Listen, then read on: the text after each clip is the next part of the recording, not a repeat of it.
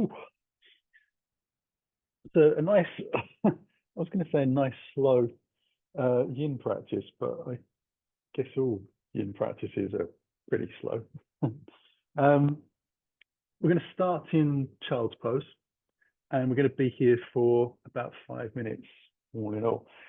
So, if you know that your knees and ankles provide you with resistance to being squished, you might want to use the assistance of bricks, blocks, and bolsters. One thing you could do is bring that bolster right down the center line of the mat, and take the knees just wide enough to bring that in, and then let your ribs, your chest, and let your head come down. So it's more kind of restorative. You are getting the benefit of stretching into your knees, your ankles, your hips, but we're taking some of the strain out of the lower back, middle back, and the digestive system as well. So those are all good things. Alternatively, you could use a block under the head. If your ankles or your knees are giving you a lot of trouble, you might want to use the block actually underneath your bottom. So that's again underneath the forehead. It's a little bit of an acupuncture point for your sinuses. You might find that they start to feel strained as well in this pose. Hand position, really your choice. Let yourself find what feels good in your shoulders. And this, we're going to settle into our breath as ever. So working on connective tissue mainly this evening, ligaments and tendons. There is by association stretch in the muscle, but it's not the same as if you're actually trying to purposely stretch the muscle fibers.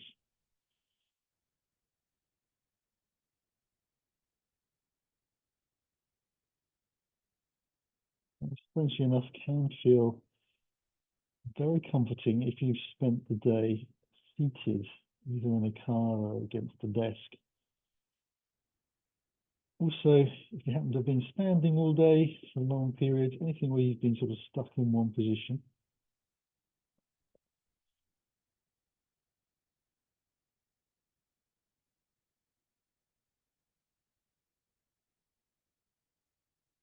The only thing that probably wouldn't help with is if for some strange reason you've been cleaning a tile floor with a toothbrush and had your nose an inch away from the ground the whole time. I'm not sure that's an everyday occurrence.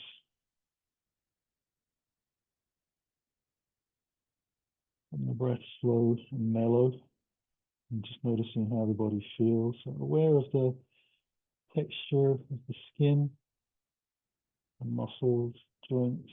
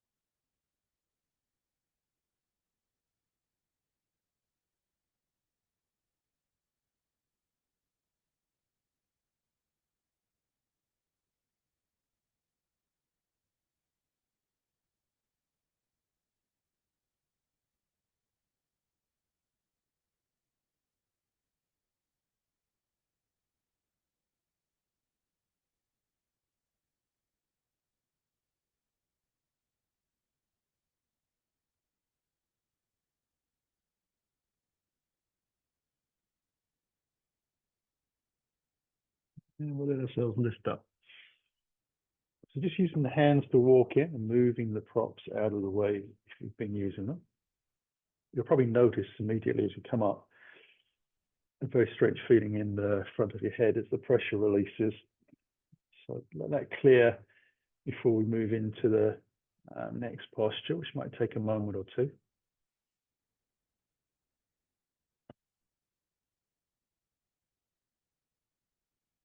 So these pauses in between postures and the transitions, how we bring ourselves into the postures is just as important really as doing the posture itself. I'm ready to come up onto all fours. I will need to stretch my legs out a little bit behind. Just waiting for the blood flow to come back in.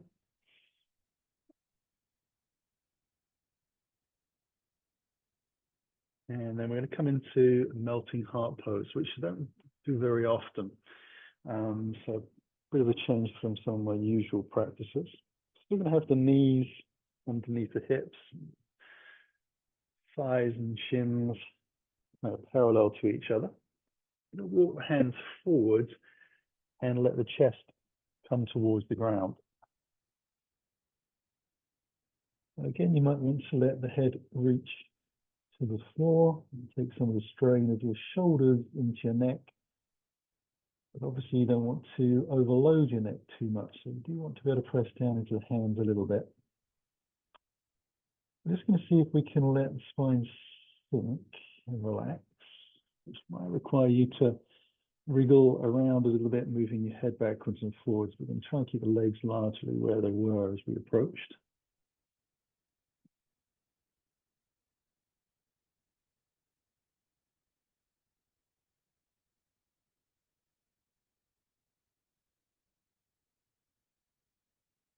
This will hit not only your shoulders, but also your thoracic areas, and in between your shoulder blades, back of your spine. Going to be a bit of a compression point. There's a lot of muscles there. Some of them are big, some of them are small, doing a lot of work. Each of them trying to work out in their own way whether they should be pulling or releasing. And again, but by virtue of sitting in the pose for longer, the muscles take on another understanding of being in this position. So even if you are regularly used to this, you're only holding it for 30 seconds or so, coming into it for 3 minutes is way different.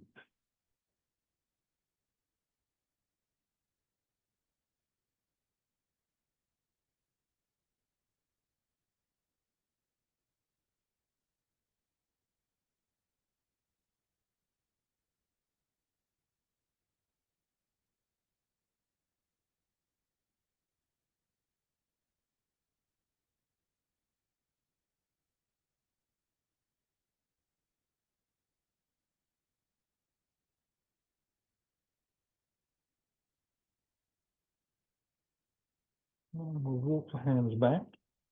So we're literally coming back into child's pose, and then we can walk the hands continuing in towards the body to lift up. Now we're going to move into Sphinx pose. So I'm going to come down onto the elbows and stretch the legs out fully. We'll have the elbows underneath the shoulders, about shoulder distance apart. Just lay the hips down, take the feet out as wide as your mat allows. Now, you can either have the forearms parallel, or you can just bring the hands together. So either interlacing the fingers with the little fingers tucked underneath, or into prayer, your choice. What you want to try to avoid is your shoulders pushing forward. So if those elbows are even sort of a degree towards the back of the mat rather than forwards of your shoulders, they'll push you into rounded shoulders. And we're trying to actually let the shoulders relax. So it will feel like your shoulder blades are squeezing together. Your chest will open up and your shoulders will lift up a little bit towards your ears as you sink. Head position really is your choice. Ideally, we want to consider the spine as a nice long curve, but if you feel it's easier for you to let your head drop, you can do. Just be aware that if that feels like it's adding a lot of strain into your neck, it might feel more comfortable to hold the head up.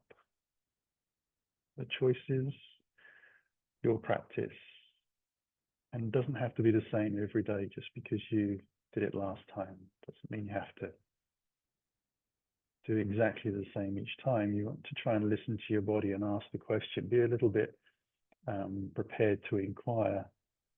Does this feel as good as it can get? What if I move that? What if I move this? What if I let that go a little bit more? How does it feel?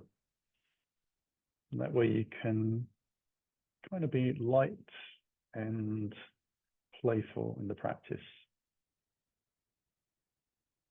At the same time as still being very still. Sounds a little bit like an oxymoron.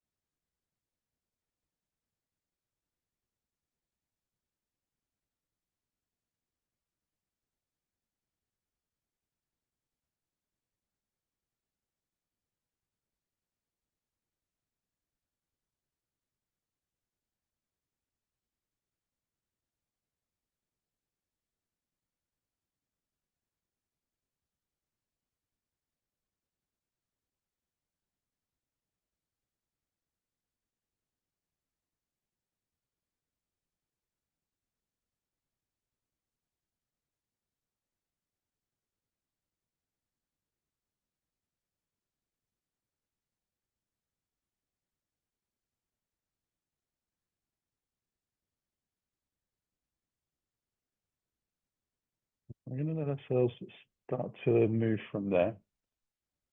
So I would let your chest come down to the ground, just moving the hands out underneath you a little bit, and then roll to whichever side you like to roll onto, and bring your knees towards you. Use your hands to press to the side to lift up. So coming smoothly up through the spine rather than a big sort of press up-y kind of effort.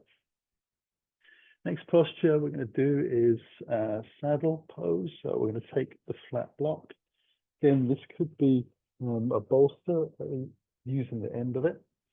My knees are a little bit stiff this week, so I'm actually going to take a brick onto the block so that my sitting bones are able to sit on the brick rather than the block. I'm going to roll the thighs together and have the feet still wider than my hips. Bootlaces are down. Allow myself to sit up and then just relax my shoulders. So I've already stretched the knees, in the child's pose and the ankles. With the inclusion of the brick, it actually feels less compressive in those joints than the first time round in child's pose.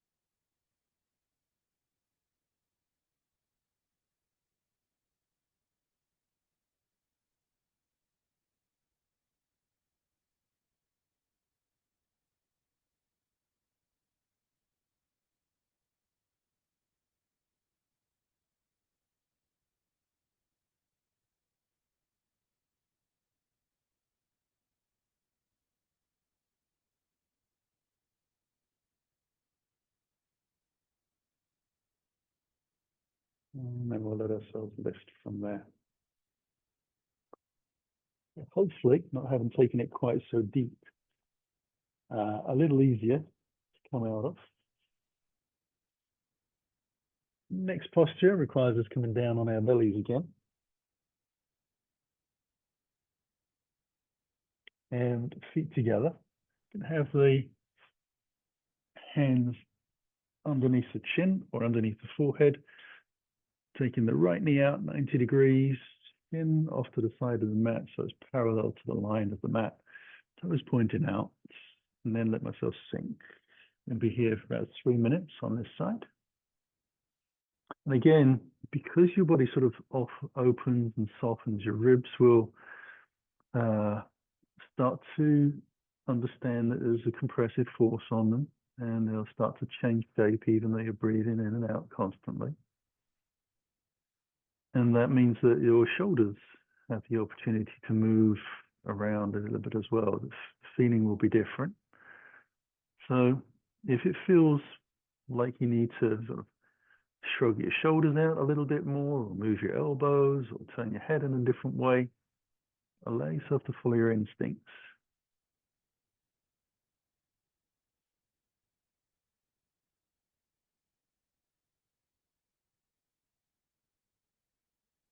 Once again, we're trying to learn to relax. Those deep set hip muscles are very strong, and they tend to hold on very hard. So you need to imagine maybe in your mind what those muscles look like and see them softening and lengthening. And then hopefully that will trigger a bit of an opening into the joint. Again, just work on the compression in those tendons and ligaments and the joint surfaces itself.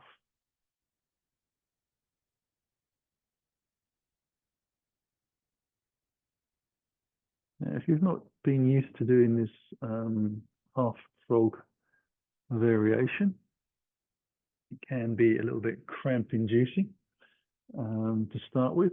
So see if you get that, try to breathe through it. If you need to move, then obviously do. It should be pretty comfortable. That's what we're looking for. But always looking to see if we can move to the edge.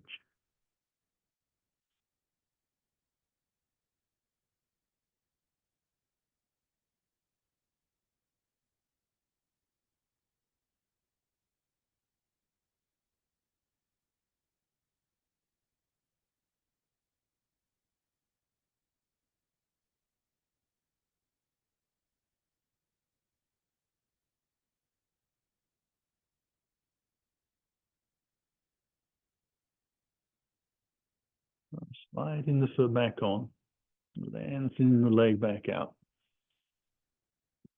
A little wriggle through the hips. You're ready? We'll take the opposite leg out. Again, 90-degree bends. You don't have to look and check. You just kind of feel it. So let imagination run riot on that one.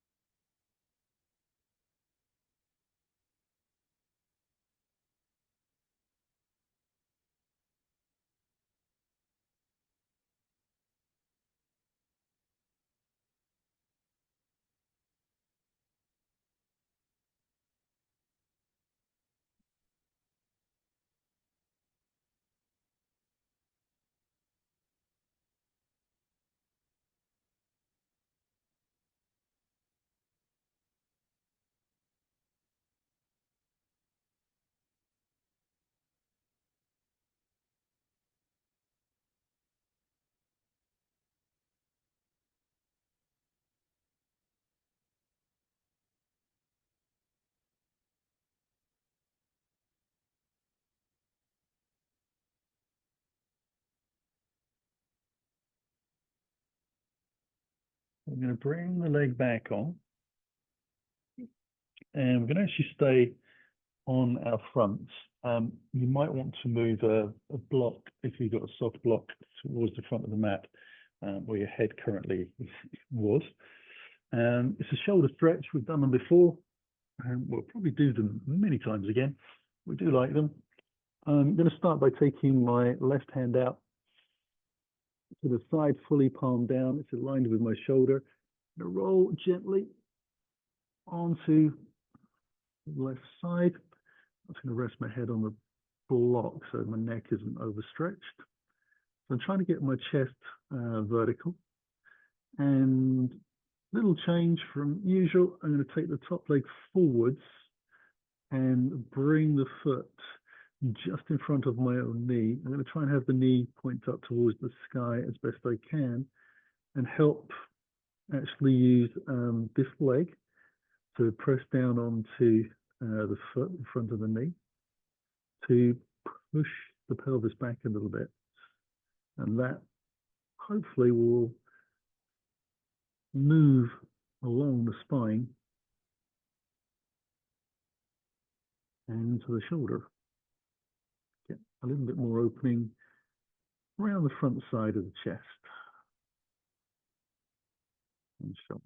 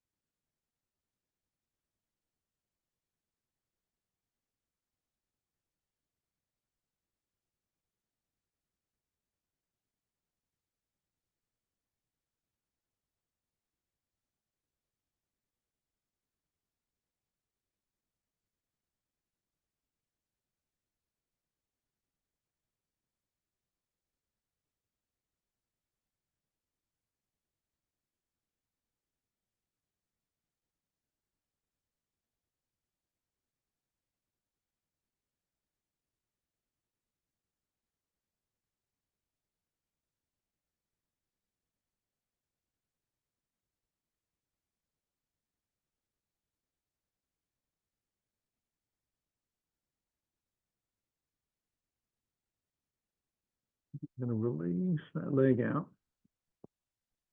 roll the chest back to the ground, and wriggle the fingers out until it feels like it has come back to life.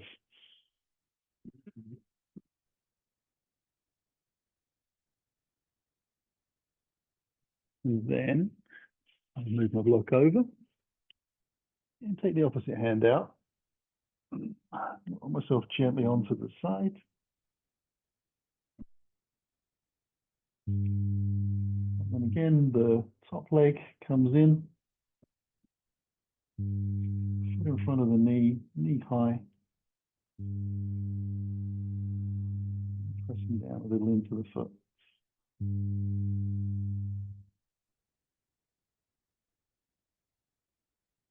Try to keep the head aligned to the spine, so looking out directly to the side of your mat and your face pointing in that direction. If you find yourself looking down at your toes of your long bottom leg and your head is pointing in that direction as well, then you'll actually be adding tension into your shoulders unnecessarily. It might feel more natural to get in that position initially, but it will hinder your progress for stretching.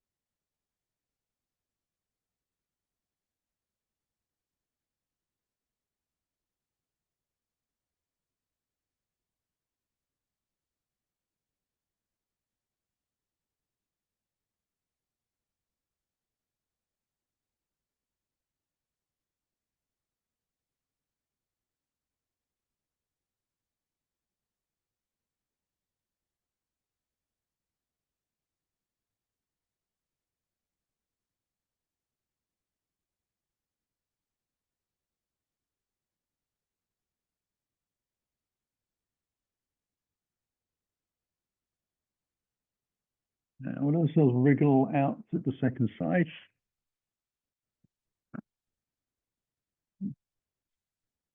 And then when you're ready, bring the hand back in.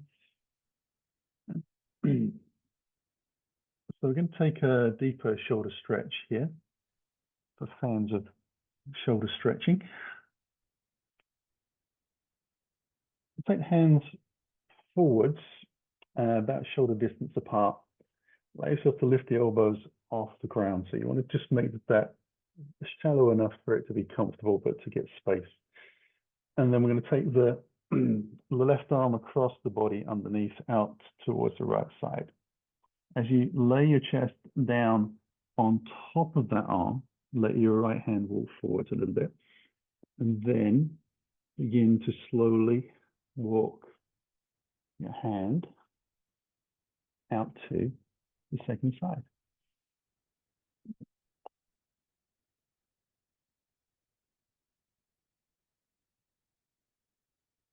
Now, hopefully there's enough room between your chin and your arms for your neck to be able to swallow and survive quite comfortably. I will let my chin drop onto my arms and sort of use that as a little bit of a nesting place. A very big stretch in between the shoulder blades. Some will feel it across the tops of the shoulders, the deltoid muscles, and into the chest as well. Surprisingly, we're squeezing the muscles of the chest together, and when you do that on an acute basis, it can be a little bit of a strange sensation for the muscles. So you might tweak a little bit. Again, if there's any sense of cramp, see if you can breathe smoothly through it. But if you find it's intensifying or it's come on so suddenly that you need to move out, then press the thighs into the floor, draw the belly in and let yourself lift carefully.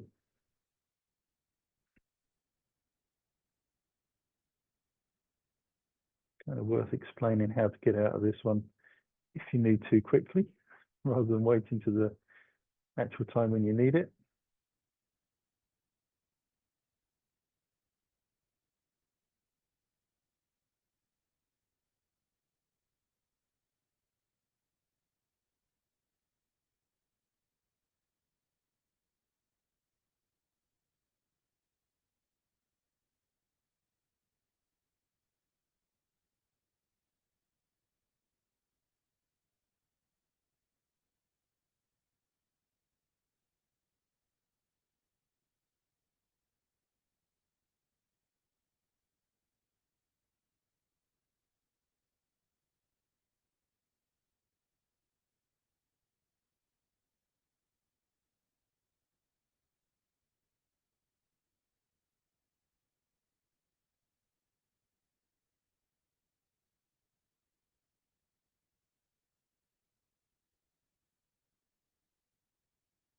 Yeah, we can start to lift out of this. As explained before, you take a breath in, press the thighs into the floor, draw the belly in, press the hips into the ground, extend the chest forward and up to get a little bit of space so that you can start to move your right hand out towards the front of the mat.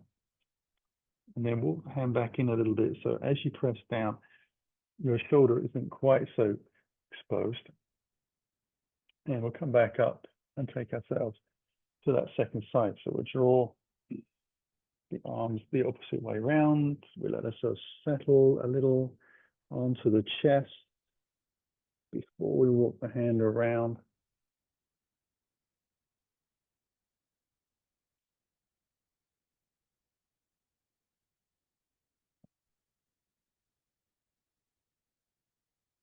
And see how that feels. Now, I quite often find that the difference in feeling between side A and B can be quite high magnitude. It's not just a few percent. It's like, oh, that didn't feel like that last time. But because I've survived, for want of a better word, the first side, it is a little easier to sit in the second side and go, yeah, well, I know I can do it. I know I don't snap.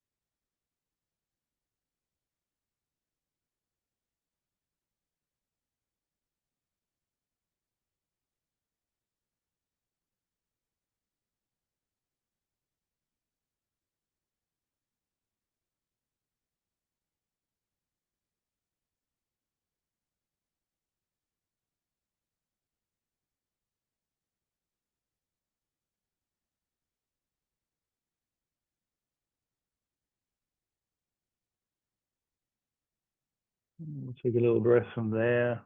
Same as we did before. Press the thighs down, draw the belly in, lengthen the chest forwards. Use your fingers to walk the hands out.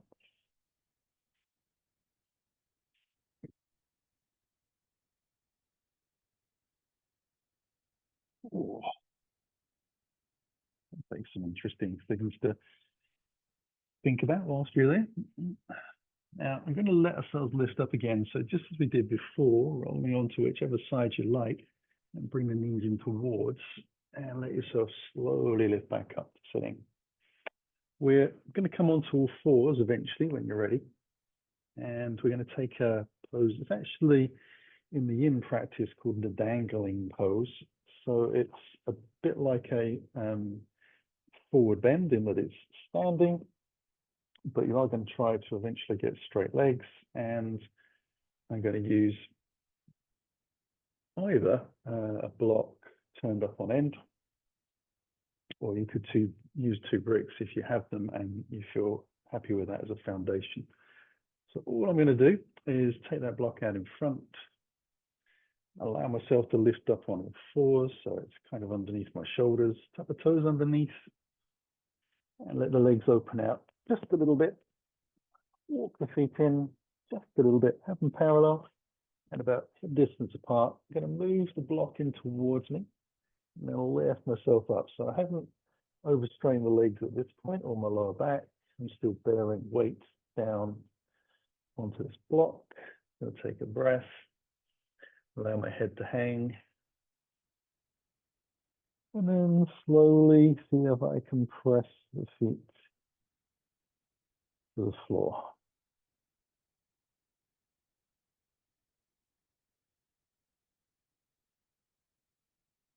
Now, I'll probably feel more comfortable if you hold the tummy muscles in lightly. I do find myself when I sit in this for a long period of time, kind of swaying gently from side to side, but it's not an intentional sway. It's a result of fatigue building in the legs and the muscles sort of trying to inherently shift the effort around for me without me thinking about it. And it creates a little bit of a sway from side to side. Now, if your practice and your body allows for you to stand with very straight legs and hang your body over your hip, you're very used to that, then perhaps you don't need the block underneath and you can just take your hands around your elbows and dangle freestyle. A lot of load on the lower back. So if you know that you don't necessarily have problems with discs, but if you know that you have problems with pulled lower back muscles, history of that, you might want to be a little more cautious and use the time to open the back of the legs, stretching the top and the bottom of the hamstrings.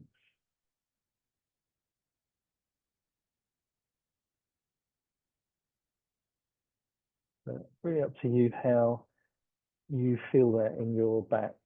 I find with using the block,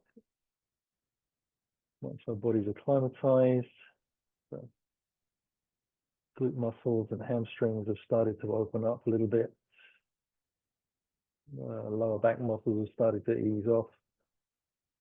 It's quite a pleasant place to be. And that's not something I thought I'd ever say 20 years ago when I started yoga, when there was nowhere near a chance of me ever touching my fingers to the floor in a forward bend without a visit to a hospital treatment room afterwards, whereas now I don't like it. I don't do it habitually. Do it as and when needed. Hopefully reap benefit. Got another minute.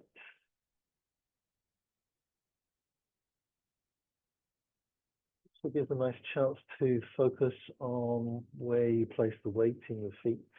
So noticing if you tend to bias to one side or not, or the inner outer edges.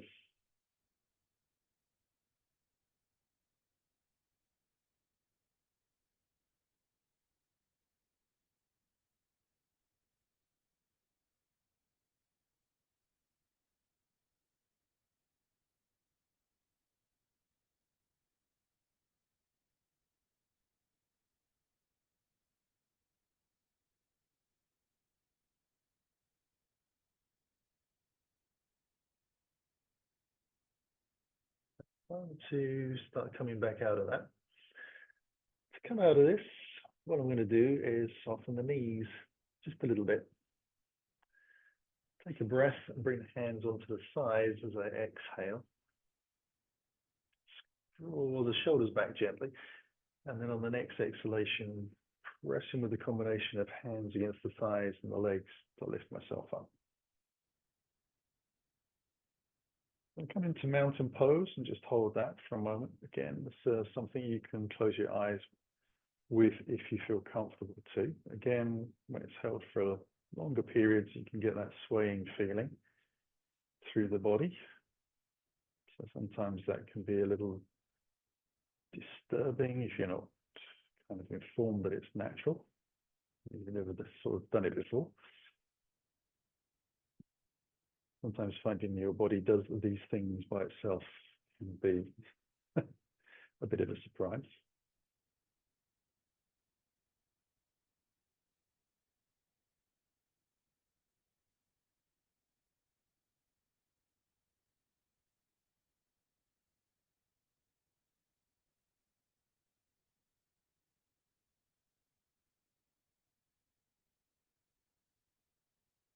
Again, noticing where you place your weight in your feet compared to where you were placing the weight in your feet in the previous pose can be illuminating.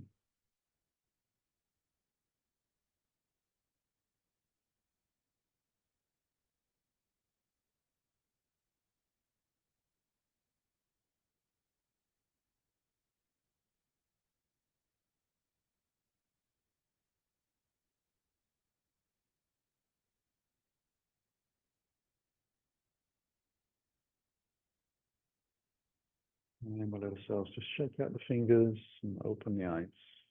Shake out the hands, wiggle through the legs, kind of join everything back up again. And then I'm going to come down to the floor. So I'm just going to soften the knees, ease my way in. And we're going to come into shoelace pose. And it needs me to come down onto all fours.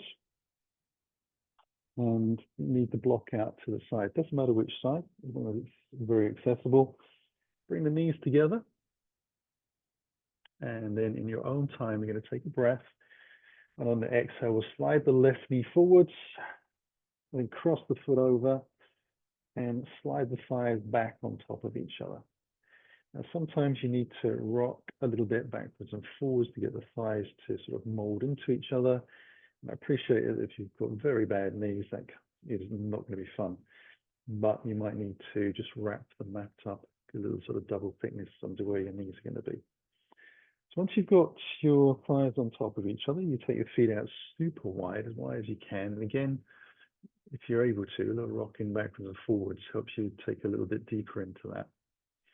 I'm going to take a breath and allow myself to use my hands to walk back gently, just checking that my knees, my ankles, and my hips feel happy. And I'm going to take the block and kind of place it underneath my bum. And then as hopefully my bum goes down towards the floor, the block is there to support it. Now I take about a minute sitting here. This internal and external rotation on my thighs and hips feels very extreme.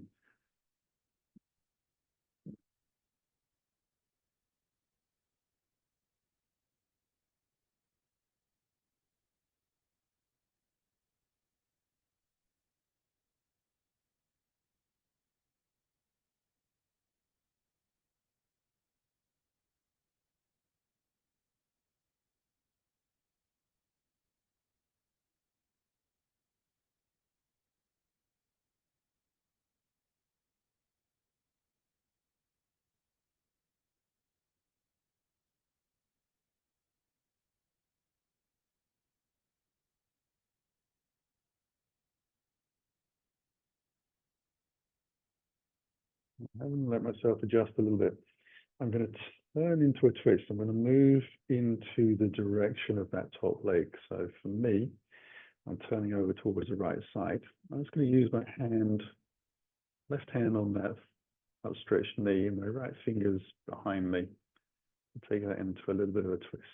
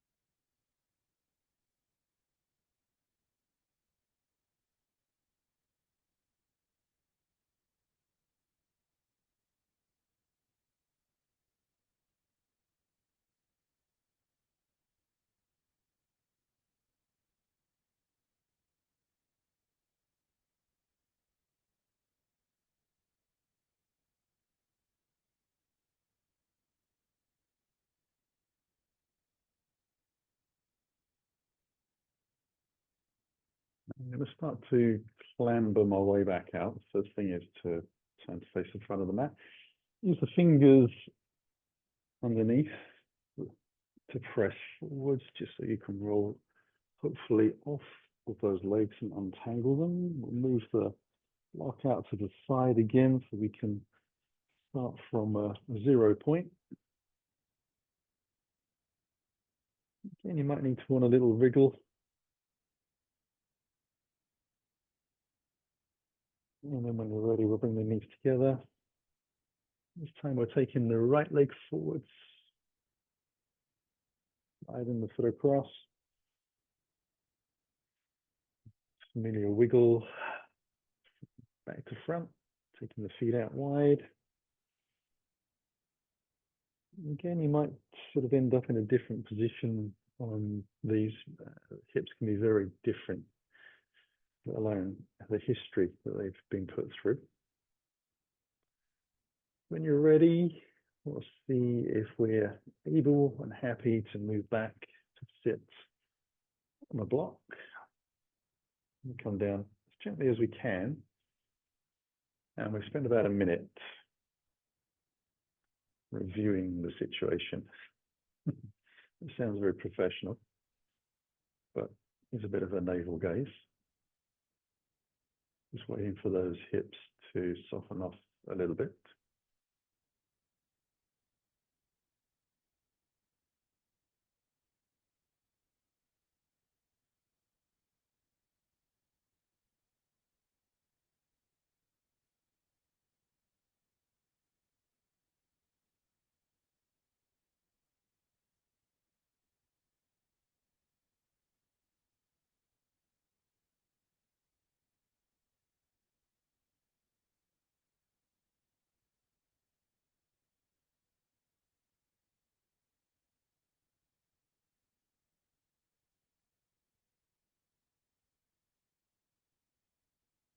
And then we're going to see if we can twist. So again, twisting in towards the top leg.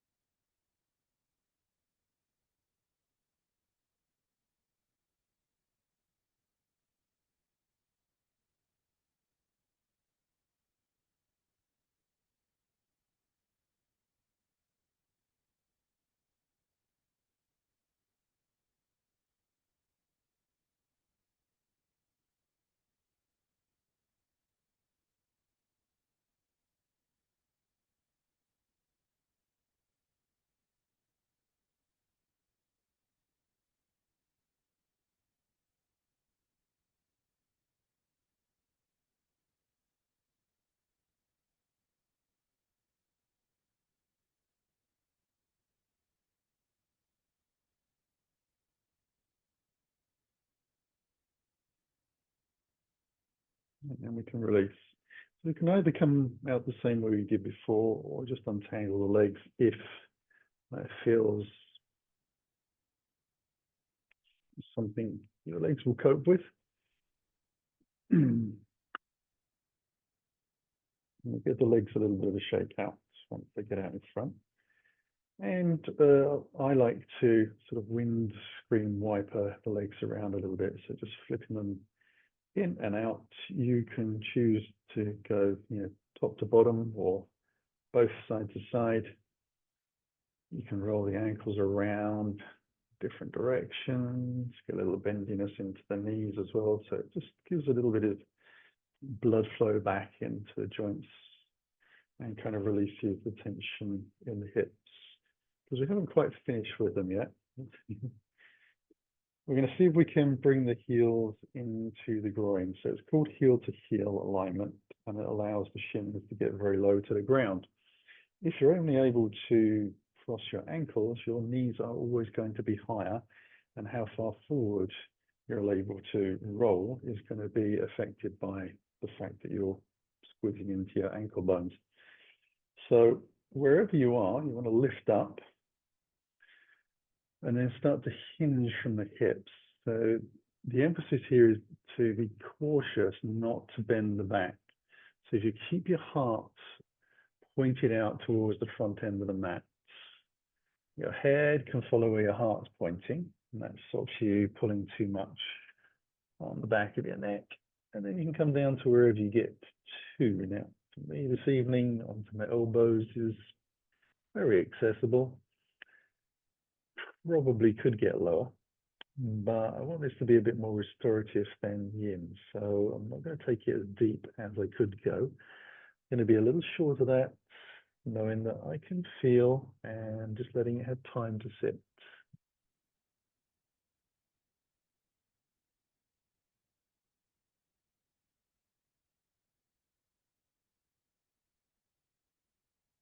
wanted it to be truly restorative, I'd bring lots of props into place. But since time is limited to an hour-long class, we won't be able to play with that this evening.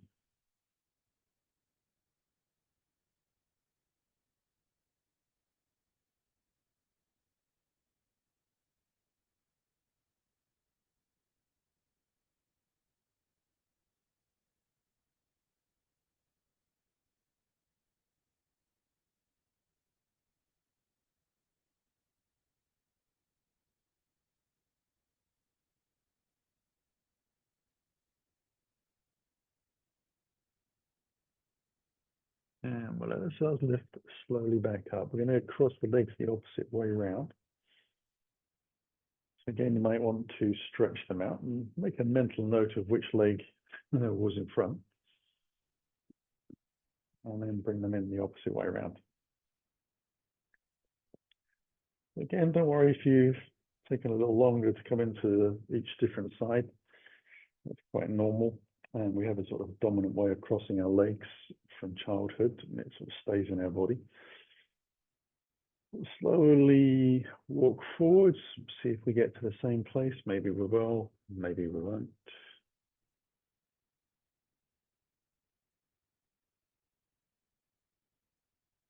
We're trying to be in a happy place in the pose rather than feeling like we're being worked.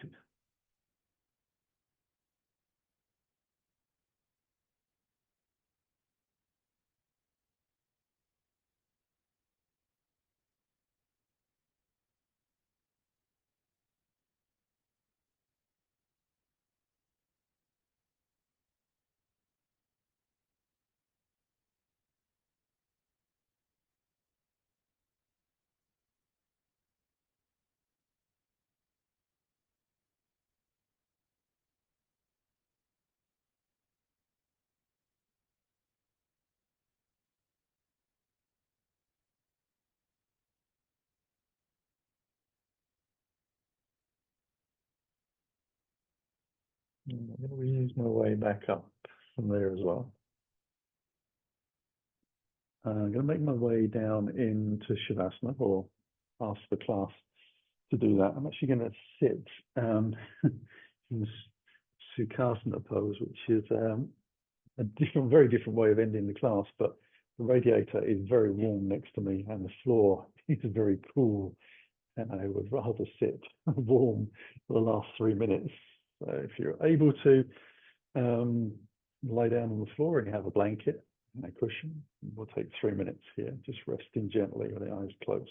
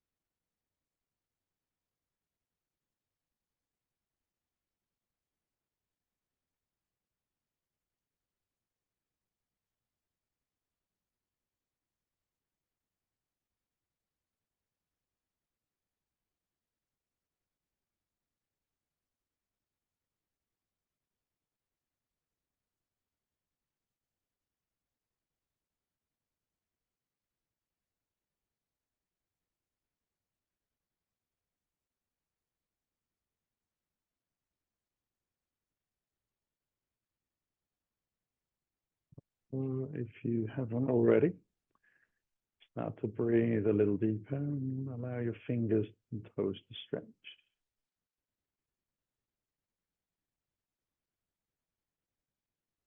You start to become a little more aware of your body. Allow your wrists and your ankles to roll so that we bring the nervous system back online slowly. Then allow yourself to stretch in any way that feels good. Just see what instinctively needs to happen and follow that edge.